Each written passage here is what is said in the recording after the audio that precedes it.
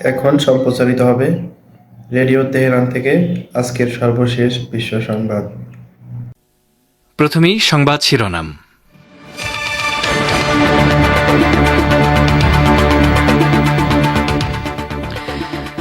কায়রোয় D8 শীর্ষ সম্মেলন অনুষ্ঠিত।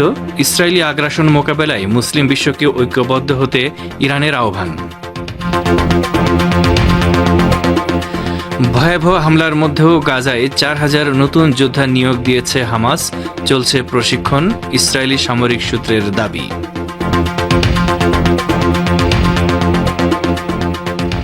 নির্বাচন নিয়ে অন্তর্বর্তী সরকারের বক্তব্য অস্পষ্ট ও হতাশাজনক, বললেন বিএনপি মহাসচিব মির্জা ফখরুল ইসলাম আলমগীর। এবং আম্বেদকর ইস্যুতে কংগ্রেস ও বিজেপির সংঘর্ষে আহত 2। এন্টালিতে অতিরিক্ত পুলিশ মোতায়েন, প্রকাশ আম্বেদকরের প্রতিবাদ।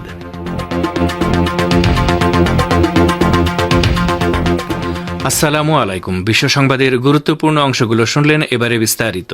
পরিবেশনায় রয়েছি রেজওয়ান হোসেন। ইহুদিবাদী ইসরায়েলের বর্বর আগ্রাসন মোকাবেলার জন্য মুসলিম বিশ্বকে ঐক্যবদ্ধ হওয়ার আহ্বান জানিয়েছেন ইসলামী প্রজাতন্ত্র ইরানের প্রেসিডেন্ট মাসুদ পেজেশকিয়ান। তিনি আজ কায়রোয় উন্নয়নশীল দেশগুলোর সংগঠন D8 শীর্ষ সম্মেলনে দেয়া বক্তৃতায় এ আহ্বান জানান। তিনি বলেন, ইসরায়েলি আগ্রাসনের বিরুদ্ধে অবশ্যই মুসলিম দেশগুলোকে ঐক্যবদ্ধভাবে রুখে দাঁড়াতে হবে। মাসুদ পেজেশকিয়ান বলেন, সংকটাপন্ন এলাকায় আমাদের প্রিয় ভাই বোনদেরকে আরও ক্ষতি থেকে রক্ষার জন্য দ্রুত গতিতে বাস্তব পদক্ষেপ নিতে হবে এবং এটি হচ্ছে আমাদের ধর্মীয়, আইনগত ও মানবিক দায়িত্ব। ইরানি প্রেসিডেন্ট বলেন, আমি আশা করি মিশরের সভাপতিত্বকালে D8 জোটভুক্ত দেশগুলোর মধ্যে সম্পর্ক আরও জোরদার হবে। এই সময়ে সদস্য দেশগুলোর মধ্যে বন্ধুত্ব এবং ভ্রাতৃত্ব গভীর হওয়ার পাশাপাশি পারস্পরিক সহযোগিতার ক্ষেত্রে দেশগুলো জোরালো পদক্ষেপ নেবে। উন্নয়নশীল মুসলিম দেশগুলোর মধ্যে অর্থনৈতিক সহযোগিতার লক্ষ্য নিয়ে D8 জোট গঠন করা হয়। বাংলাদেশ, মিশর, Indonesia, Iran, Malaysia, Nigeria, Pakistan এবং তুরস্ক এই জোটের সদস্য। জোটের শীর্ষ সম্মেলনে যোগ দেওয়ার জন্য গতকাল একটি উচ্চ পর্যায়ের প্রতিনিধি দল নিয়ে ইরানের প্রেসিডেন্ট কায়রো পৌঁছান। গত 11 বছরের মধ্যে এটি ইরানি কোনো প্রেসিডেন্টের প্রথম মিশর সফর। গাজা উপত্যকায় ইহুদিবাদী ইসরায়েলের ভয়াবহ গণহত্যা ও অপরাধযজ্ঞ ঠেকাতে আন্তর্জাতিক সমাজের ব্যর্থতায় গভীর দুঃখ প্রকাশ করেছেন ইরানের পররাষ্ট্রমন্ত্রী সৈয়দ আব্বাস আরাকচি। তিনি বলেছেন, বিশ্ব মোড়ল মার্কিন যুক্তরাষ্ট্র গণহত্যা বন্ধ করতে ব্যবস্থা নেওয়ার পরিবর্তে তেল আবিবকে সর্বাত্মক সমর্থন দিয়ে যাচ্ছে। তিনি বুধবার কায়রোয় D8ভুক্ত দেশগুলোর পররাষ্ট্রমন্ত্রীদের 21তম সম্মেলনে দেয়া বক্তৃতায় এই মন্তব্য করেন। আরাকচি বলেন, আন্তর্জাতিক সমাজ গাজায় ভয়াবহ আগ্রাসন, যুদ্ধাপরাধ, মানবতা বিরোধী অপরাধ এবং গণহত্যা বন্ধ করতে চরম ব্যর্থতার পরিচয় দিয়েছে। ইরানের পররাষ্ট্রমন্ত্রী বলেন, এই ব্যর্থতার পাশাপাশি যুক্ত হয়েছে তেল আবিবের প্রতি ওয়াশিংটনের রাজনৈতিক, সামরিক, অর্থনৈতিক ও গোয়েন্দা সহযোগিতা। আজ অনুষ্ঠিত D8 শীর্ষ সম্মেলনের প্রতি ইঙ্গিত করে আরাকচি আশা প্রকাশ করেন, শীর্ষ সম্মেলন থেকে গাজা, লেবানন ও সিরিয়ায় আগ্রাসন বন্ধ করতে ইসরায়েলকে কঠোর বার্তা দেওয়া সম্ভব হবে। গাজা উপত্যকায় ইহুদিবাদী ইসরায়েলি বাহিনীর ভয়াবহ গণহত্যা ও জাতিগত নিধনযজ্ঞের মধ্যে হামাস প্রায় 4,000 নতুন যোদ্ধা নিয়োগ দিয়েছে বলে জানিয়েছে খোদ ইহুদিবাদী সেনা কমান্ডাররা। বুধবার ইহুদিবাদীদের নিয়ন্ত্রিত নিউজ ওয়েবসাইট ওয়াল্লা এই খবর দিয়েছে। ইসরায়েলি সেনা কমান্ডারদের উদ্ধৃতি দিয়ে এটি বলেছে, হামাস বিগত মাসগুলোতে নতুন করে নিয়োগপ্রাপ্ত যোদ্ধাদের প্রশিক্ষণ দিয়ে আসছিল। ইহুদিবাদী সেনা কর্মকর্তারা দাবি করেছেন, নতুন যোদ্ধারা হামাসের সেই সব কমান্ডারের সঙ্গে কাজ করছে যারা ইসরায়েলের ভয়াবহ হত্যাযজ্ঞ থেকে প্রাণে রক্ষা পেয়েছেন। তারা আরও বলেছেন, উত্তর ও দক্ষিণ গাজায় ইসরায়েলের বিরুদ্ধে যুদ্ধ করার জন্য হামাস নিজেকে পুনর্গঠিত করার চেষ্টা করছে। ইহুদিবাদী সেনা কর্মকর্তাদের এই দাবির এক মাস আগে হামাসের সামরিক বাহিনী ইজ্জাদিন আল কাসাম ব্রিগেডের একজন সিনিয়র কমান্ডার বলেছিলেন, গাজা উপত্যকা জুড়ে ইসরায়েলের ভয়াবহ হামলা সত্ত্বেও তারা নতুন যোদ্ধা নিয়োগ দিয়েছেন। গাজার যুদ্ধক্ষেত্রের উপর আল কাসাম ব্রিগেড নিয়ন্ত্রণ হারিয়ে ফেলেছে বলে ইহুদিবাদী সামরিক বাহিনী ও গণমাধ্যম যে দাবি করে আসছে তা প্রত্যাখ্যান করে ওই কমান্ডার বলেন, উপত্যকা জুড়ে কমান্ডারদের নিজেদের মধ্যে এবং সার্বিকভাবে হামাস নেতাদের মধ্যে চমৎকার যোগাযোগ ও বোঝাপড়া রয়েছে। ইহুদিবাদী ইসরায়েলের রাজধানী তেল আবিবের মেট্রোপলিটন এলাকা লক্ষ্য করে ইয়েমেন থেকে ছোড়া ক্ষেপণাস্ত্রের ভয়ে 10 লাখের বেশি মানুষ আশ্রয়কেন্দ্রে লুকিয়েছিল। গতরাতে ছোড়া ক্ষেপণাস্ত্রটি সরাসরি তেল আবিবের কেন্দ্রস্থলে আঘাত হানে। ইসরায়েলি গণমাধ্যম জানিয়েছে, ক্ষেপণাস্ত্রটি তেল আবিব মেট্রোপলিটনের গুশডেন এলাকায় আঘাত হানে। ওই এলাকায় ইহুদিবাদী সরকারের অর্থনৈতিক ও প্রযুক্তি খাতের গুরুত্বপূর্ণ বহু স্থাপনা অবস্থিত। খবরে বলা হয়েছে, ইয়েমেনি ক্ষেপণাস্ত্রের আঘাতে এলাকার বেশ কয়েকটি গাড়ি ক্ষতিগ্রস্ত হয়েছে।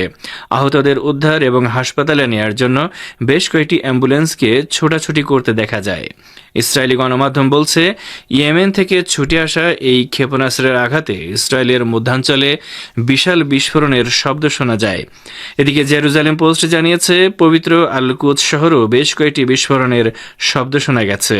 ইসরায়েলের বর্বর সামরিক বাহিনী জানিয়েছে, ইয়েমেন থেকে ছুটে আসা ব্যালিস্টিক ক্ষেপণাস্ত্রের কারণে প্রায় পুরো ইসরায়েল জুড়ে সাইরেন বাজানো হয়। এছাড়া এইলাদ বন্দর নগরীতে ক্ষেপণাস্ত্র প্রতিরক্ষা ব্যবস্থা সক্রিয় করা হয়েছিল। ইয়েমেনের সামরিক বাহিনীর মুখপাত্র ব্রিগেডিয়ার জেনারেল ইয়াহিয়া সারি বলেছেন, তিনি আগামী কয়েক ঘন্টার মধ্যে গুরুত্বপূর্ণ বিবৃতি প্রকাশ করবেন। ধারণা করা হচ্ছে, এই ক্ষেপণাস্ত্র হামলার ব্যাপারেই তিনি কথা বলবেন।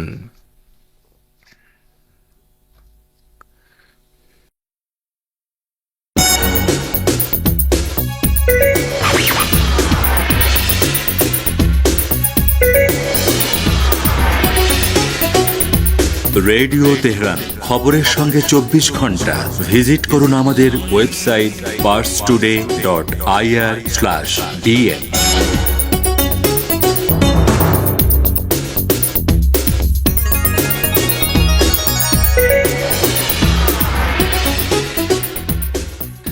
ফিরে আসি বিশ্ব সংবাদে।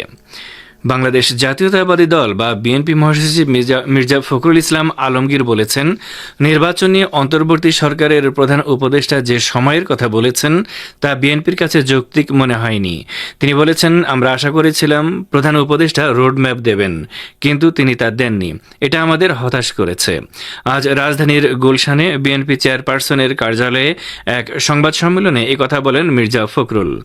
গতকাল বুধবার রাতে বিএনপির স্থায়ী কমিটির সভার সিদ্ধান্ত জানাতে এই সংবাদ সম্মেলনের আয়োজন করা হয়। সংবাদ সম্মেলনে নির্বাচন নিয়ে বিএনপি মহাসচিব আরও বলেন, নির্বাচন কমিশন গঠন করা হয়ে গেছে, কিন্তু নির্বাচন অনুষ্ঠানের কোনো প্রস্তুতি দেখছি না। নির্বাচনের সময়ের ব্যাপারে প্রধান উপদেষ্টার জাতির উদ্দেশ্যে দেওয়া ভাষণ ও তার প্রেস সচিবের বক্তব্যকে সাংঘর্ষিক বলেও উল্লেখ করেন বিএনপি মহাসচিব। তিনি বলেন, তাদের দেওয়া বক্তব্য কোনটা সঠিক আমরা বুঝতে পারছি না। এই সংবাদ সম্মেলনে বিএনপির স্থায়ী কমিটির বৈঠকের সিদ্ধান্ত লিখিতভাবেও জানানো হয়। বিএনপির স্থায়ী কমিটি মনে করে, ডক্টর মোহাম্মদ ইউনূসের ভাষণে নির্বাচন সংক্রান্ত বক্তব্য অস্পষ্ট। তার বক্তব্যে নির্বাচনের একটি সম্ভাব্য সময়ের কথা বলা হলেও নির্বাচনের রোডম্যাপ সম্পর্কে কোনো সুনির্দিষ্ট বক্তব্য রাখা হয়নি। এদিকে বাংলাদেশের ঢাকার কেরানীগঞ্জে রূপালী ব্যাংকের ডাকাতির চেষ্টায় 3 জনকে গ্রেফতার করা হয়েছে বলে জানিয়েছে র্যাব। আজ সন্ধ্যায় র্যাবের deputy assistant director Mohammad Mustafiz এই তথ্য নিশ্চিত করেছেন। তিনি জানান, ব্যাংকে ডাকাতি করতে আসা 3 জন আত্মসমর্পণ করেছে, তাদের গ্রেফতার করা হয়েছে। র্যাব জানায়, একদল ডাকাত ব্যাংকে ঢুকে কর্মকর্তাদের জিম্মি করে ডাকাতির চেষ্টা করে। খবর পেয়ে সেনাবাহিনী, পুলিশ ও র্যাব যৌথ অভিযান পরিচালনা করে। তাদের মধ্যে অস্ত্রসহ 3 জন আত্মসমর্পণ করেছে। তাদের বয়স আনুমানিক 20 থেকে 30 বছর। র্যাব আরও জানায়, ডাকাত দলের 3 জন ভেতরে প্রবেশ করে আর বাকিরা বাইরে অবস্থান করছিল। আপনারা বিশ্ব সংবাদ শুনছেন রেডিও তেহরান থেকে, আর প্রচারিত হচ্ছে শর্টওয়েভ 25 মিটার ব্যান্ডে। ভারতের সংবিধান প্রণেতা ও দলিত আন্দোলনের নেতা বাবা সাহেব আম্বেদকর ইস্যুতে অ্যান্টলি রণক্ষেত্রে পরিণত হয়েছে। আজ দুপুরে কংগ্রেস ও বিজেপি কর্মী সমর্থকদের মধ্যে সংঘর্ষে পুলিশ ও বিজেপি সংসদ সদস্য আহত হয়েছে। মঙ্গলবার রাজ্যসভায় সংবিধান সংক্রান্ত বিতর্কের সময় কেন্দ্রীয় স্বরাষ্ট্রমন্ত্রী অমিত শাহ বলেছিলেন, আম্বেদকরের নাম নেওয়া এখন ফ্যাশন বা হুজুগ হয়ে দাঁড়িয়েছে। আম্বেদকরের নাম জপ করা ছাড়া যেন আর কিছু নেই। সবসময় আম্বেদকর আম্বেদকর চলছে। এতবার কেউ ভগবানের নাম করলে নির্ঘাত তার স্বর্গবাস ঘটত। অমিত শাহের ওই মন্তব্যে সংসদের ভেতরে বাইরে বিক্ষোভ করে বিরোধীরা। তৃণমূল সংসদ সদস্যরা ওয়াকআউট করে। আজ সকালে সংসদের মকর দরজার সামনে কংগ্রেস সহ বিরোধীরা আম্বেদকর ইস্যুতে বিক্ষোভ দেখানো শুরু করে। সে সময় বিজেপির সাংসদরা সংসদে প্রবেশ করতে চাইলে দুপক্ষের মধ্যে সংঘর্ষ শুরু হয়। সংঘর্ষের সময় বালাসোরের বিজেপি সাংসদ প্রতাপ সারেঙ্গি আহত হন। সে সময় কংগ্রেস নেতা রাহুল গান্ধীকে ধাক্কা দেওয়ার অভিযোগ ওঠে, আর তারই জের ধরে এন্টালি এলাকা রণক্ষেত্রে পরিণত হয়। দুপক্ষের সংঘর্ষে এক পুলিশ কর্মীও আহত হয়েছে। ইহুদিবাদী ইসরায়েলের কাছে অস্ত্র পাঠানোর ক্ষেত্রে স্পেনের আরোপিত নিষেধাজ্ঞা লঙ্ঘন করেছে আমেরিকা। স্পেনের একটি নৌঘাঁটি ব্যবহার করে একটি জাহাজের মাধ্যমে ইসরায়েলে 1000 টনেরও বেশি গোলাবারুদ পাঠিয়েছে মার্কিন প্রতিরক্ষা বিভাগ। আমেরিকা ভিত্তিক ওয়েবসাইট ইন্টারসেপ্ট মঙ্গলবার ফিলিস্তিনি যুব আন্দোলন এবং প্রোগ্রেসিভ ইন্টারন্যাশনালকে উদ্ধৃত করে এই খবর দিয়েছে। এতে বলা হয়েছে, মার্কিন সামরিক বাহিনীর এই জাহাজের এমন পদক্ষেপের কারণে স্পেনের আরোপ করা অস্ত্র নিষেধাজ্ঞা লঙ্ঘন হয়ে থাকতে পারে। স্পেন বেশ আগেই তার রোটা বন্দর ব্যবহার করে কোনো দেশ ইসরায়েলের কাছে অস্ত্রের চালান পাঠাতে পারবে না বলে নিষেধাজ্ঞা জারি করেছে। এই বন্দরটি আংশিকভাবে মার্কিন নৌবাহিনী দ্বারা পরিচালিত হয়, তবে এটি স্পেনের মাটিতে অবস্থিত এবং কৌশলগতভাবে এটি স্প্যানিশ আইনের অধীন। গত মে মাসে স্পেন তার বন্দর ব্যবহার করে ইসরায়েলে অস্ত্র পাঠানোর ওপর নিষেধাজ্ঞা আরোপ করে। এর ফলে কোনো দেশ স্পেনের বন্দর ব্যবহার করে ইসরায়েলে অস্ত্র পাঠাতে পারবে না। এরই মধ্যে 5টি অস্ত্রবাহী জাহাজকে বন্দরে ভিড়তে বাধা দিয়েছে স্পেন কর্তৃপক্ষ। আমেরিকা আবারও লোহিত সাগরে একটি বিমানবাহী যুদ্ধজাহাজ পাঠিয়েছে। ইয়েমেনের হুথি আনসারুল্লাহ আন্দোলন সমর্থিত সামরিক বাহিনীর ব্যাপক ক্ষেপণাস্ত্র হামলার মুখে বিমানবাহী রণতরী ইউএসএস আব্রাহাম লিঙ্কন সরিয়ে নেয়ার কিছুদিন পর নতুন করে এই যুদ্ধজাহাজ পাঠালো আমেরিকা। মার্কিন সামরিক বাহিনীর কেন্দ্রীয় কমান্ড বা সেন্টকম জানিয়েছে, লোহিত সাগরে নিমিৎজ ক্লাস বিমানবাহী রণতরী ইউএসএস হ্যারি ট্রুম্যানের সাথে ক্যারিয়ার এয়ার উইং 1, একটি destroyer squadron guided missile cruiser USS Gettysburg এবং 2টি আর্লিকবার্গ ক্লাস গাইডেড মিসাইল ডেস্ট্রয়ার রয়েছে। কিছুদিন আগে ইয়েমেনি নৌ ইউনিটগুলো ইউএসএস আব্রাহাম লিঙ্কনের বিরুদ্ধে 2টি বড় সামরিক অভিযান চালানোর পরে সেটি লোহিত সাগর ছেড়ে চলে যায়। এর আগে মার্কিন বিমানবাহী রণতরী আইজেনহাওয়ার এবং রুজভেল্টও ইয়েমেনি সামরিক বাহিনীর হামলার মুখে লোহিত সাগর ছেড়ে চলে যেতে বাধ্য হয়।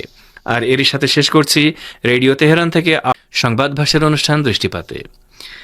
রাশিয়ায় নিযুক্ত ইরানের রাষ্ট্রদূত কাজেম জালালি বলেছেন, পশ্চিমের সঙ্গে ইরান ও রাশিয়ার পার্থক্যের ক্ষেত্রে গভীর সাংস্কৃতিক বিষয় জড়িত। এ সম্পর্কে আজকের দৃষ্টিপাতে রয়েছে একটি পর্যালোচনা, পড়ে শোনাচ্ছেন বাবুল আখতার। রাশিয়ায় নিযুক্ত ইরানের রাষ্ট্রদূত কাজেম জালালি বলেছেন, পশ্চিমের সঙ্গে ইরান ও রাশিয়ার পার্থক্যের ক্ষেত্রে গভীর সাংস্কৃতিক বিষয় জড়িত। ফ্রেন্ডশিপ অফ নেশনস ইউনিভার্সিটি বা রোডেনের আন্তর্জাতিক সম্পর্ক বিভাগের ছাত্ররা মস্কোতে ইরানি দূতাবাসে রাশিয়ায় নিযুক্ত ইসলামী প্রজাতন্ত্র ইরানের রাষ্ট্রদূত কাজেম জালালির সাথে সাক্ষাৎ করতে গেলে তিনি এ মন্তব্য করেন। ইরানি বার্তা সংস্থা ইসনার উদ্ধৃতি দিয়ে ফার্স্টুডের খবরে বলা হয়েছে, এই বৈঠকে জালালি যে বিষয়গুলোর কথা উল্লেখ করেছেন তার মধ্যে একটি হলো পশ্চিমাদের সঙ্গে ইরান ও রাশিয়ার পার্থক্যের মূল বিষয়গুলো।